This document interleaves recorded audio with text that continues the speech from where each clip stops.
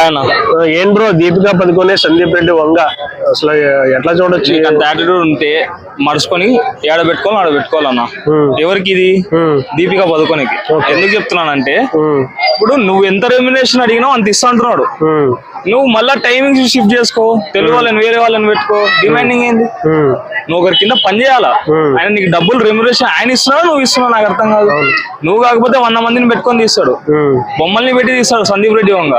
Cult fan base పెరిగింది. అట్లాంటి ఆయనకి నువ్వు దమ్కిచ్చి వేరే వాళ్ళ దగ్గరికి పోయి నీ అదేది పిఆర్ వాళ్ళకి పెట్టేసి వాళ్ళు మీడియేటర్లుగా ఏవో నువ్వు సినిమా లీక్ చేసుకుంటా, బోల్డ్ కంటెంట్ ఉందని చెప్పుకుంటా, ఎవరికి ఫరక్ పడదు, జాండ కూడా పడదు. చెప్పింది కదా ఫస్ట్ అర్జున్ రెడ్డి సినిమా అప్పుడే చెప్పిండు, ఇది కాకపోతే హాలీవుడ్ పోయి తీసుకున్న సినిమాని. ఆయన టాలెంట్ ఉంది, ఏదైనా బతుకుతాడు. నువ్వు ఇట్లాంటివి ఇంకో చోట చేసినావు అనుకో అయిపోయి. ఇది ఫస్ట్ ఛాన్స్, రెండోసారి సెకండ్ ఛాన్స్, మూడోసారి ఇంట్లో కూర్చోబెడతారు. అంటే మొన్న ఒకసారి ఒక ప్రెస్ మీట్ లో హాలీవుడ్ రిపోర్టర్లే స్కూల్ టీచర్ లాగా కంట్రోల్ లో పెట్టి అరే నువ్వు చెప్పింది ఏంట్రా అని చెప్పి చేసిన పర్సన్ యాటిట్యూడ్ ఉందన్న. అలాంటి ట్రీట్మెంట్ అలా ఎలా చూడొచ్చు? ఖచ్చితంగా చాలా యాటిట్యూడ్ ఉందన్న. అది మన గతంలో చూసుకుంటే కూడా చాలా సార్లు దీపికా పదుకొనే యాటిట్యూడ్ తో, అంటే పెద్ద యాక్టరే, మంచి యాక్టర్, పెద్ద యాక్టర్, ఏడా రెస్పెక్ట్ పోగొట్టుకోకూడదు. రెస్పెక్ట్ ని పెంచుకోవాలి. నీకు రెమ్యునరేషన్ ఇస్తున్నప్పుడు నీకు ఆయనకు అండర్స్టాండింగ్ మీద పోవాలి. నచ్చలేదనుకో సైడ్ కి దొబ్బే, అంతే. ఆయన నువ్వు చూసుకోవాలి, సైడ్ గా కామ్ గా అయిపోవాలి. నువ్వు పిఆర్ తో నువ్వు పోస్టులు పెట్టించి సినిమాని లీక్ చేయించి 10 మందికి చెప్పించి బోల్డ్ కంటెంట్ ఉంది అందుకే తీయనని ఒప్పుకున్నా, ఎందుకు ఇవన్నీ? ముంబైలో ఒక మాఫియా ఉంది సినిమాలో, అంటే కరణ్ జోహర్ బ్యాచ్, ఈ ఖాన్స్. ఖచ్చితంగా అంటే నేను చిన్నగా ఉన్నప్పటి నుంచి కూడా మా నాన్న చెప్పేవాడు ఇదంతా. ఖచ్చితంగా బాలీవుడ్ లో మాఫియా జరిగేదైతే కామనే. ఖాన్స్, కపూర్స్ వీళ్ళందరూ వాళ్ళు ఒకటే కాబట్టి బాలీవుడ్ నుంచి ఎప్పటికైనా సరే సందీప్ రెడ్డి ఈ సినిమా విషయంలో కూడా అది దాని హ్యాండ్ ఏమైనా 100% ఉందన్న. ఎందుకంటే పోయినసారి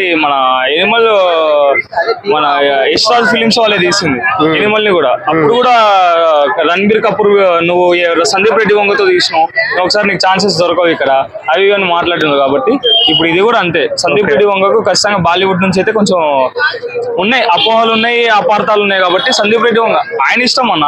ఇప్పుడు తృప్తి దిమ్లీని పెట్టుకున్నాడు, ఎన్ని లాంగ్వేజ్ 9 లాంగ్వేజ్ లో తీస్తున్నాడు. ఇప్పుడు ఎవరు జాంట ఫరక్ ఎవరిని పడింది? ఆమె డబ్బులు ఆమె పోగొట్టుకుంది కదా అన్న. అట్లా అంటే ఈ విషయంలో అటు టీవీ సిరీస్ గానీ ఇటు వంగ టీమ్ గానీ లాపరంగా వెళ్తే సందీప్ రెడ్డి వంగ నా ఒకటే చెప్తానా, ఆయనని ఎవరు నమ్మకపోతే కూడా వాళ్ళన్న సొంత బ్యానర్ పెట్టుకొని సినిమా తీసుకొని 100 కోట్లు అప్పట్లోనే బీటెక్ లో ఉన్నప్పుడే 100 కోట్ల సినిమా ఎవరు నమ్మకపోతే కూడా హాలీవుడ్ పోయి తీసుకుంటారు టైంలో కూడా సందీప్ రెడ్డి వంగ నిలబెట్టి సినిమా హిట్ కొట్టి ఇచ్చినాడు అన్న. ఇది కాకపోతే ఇంకోటి Sandeep Reddy Vanga legal team issue right చేస్తే ఎట్లాంటి పరిస్థితులు ఉండొచ్చు? దీపికా పదుకొని ఖచ్చితంగా ప్రాబ్లం ఖచ్చితంగా ఫేస్ చేయాల్సింది వస్తుంది అన్న. ఎందుకంటే ఇప్పుడు సినిమా అంటే వాళ్ళ యూనిట్ లో ఎట్లుంటది అంటే బయటికి ఏ స్క్రిప్ట్ కూడా పోకూడదు. అట్లాంటిది ఇప్పుడు పిఆర్ టీమ్ ని నువ్వు ఎక్స్ అనే ప్లాట్ఫామ్ లో నువ్వు పిఆర్ టీమ్ ని పెట్టుకునేసి ఏదంటే ఇది మాట్లాడితే అది పద్ధతి కాదు కదా. ఓల్డ్ కంటెంట్స్ ఎక్కువ ఉన్నాయంటే అవరా భయ్ నీకు నచ్చకపోతే పావు, నీకు డబ్బులు ఎంత అడుగుతా ఇస్తున్నాడు కదా మరి. అందుకు అట్లా చేయడం అయితే తప్పు. ఒకవేళ ఇప్పుడు సందీప్ రెడ్డి వంగన్న ఖచ్చితంగా లీగల్ గా పోవాలనుకుంటే మాత్రం ఖచ్చితంగా ప్రాబ్లం అయితే ఫేస్ చేస్తారు. Okay, thank you.